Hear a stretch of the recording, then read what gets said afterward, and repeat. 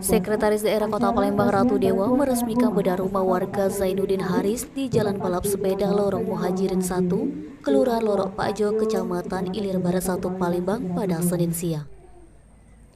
Peresmian bedah rumah atas bantuan yang diberikan oleh pemerintah Kota Palembang melalui Basnas Kota Palembang. Berikutnya kepada Pak Zainuddin, terimalah ini bantuan walaupun ala kadarnya Pak.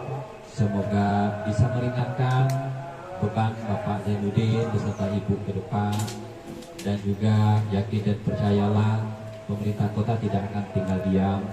Tidak hanya Pak Zainuddin, tentunya warga-warga yang lain juga akan menjadi perhatian dari pemerintah Kota Palembang melalui tangannya Basnas. Ketua Basnas Kota Palembang Ridwan Nawawi menambahkan, dengan anggaran 39 juta rupiah, saat ini Basnas Kota Palembang telah berhasil melakukan rehab rumah yang ke-25, yakni rumah dari Zainuddin Haris. Naba, Sumeko TV melaporkan.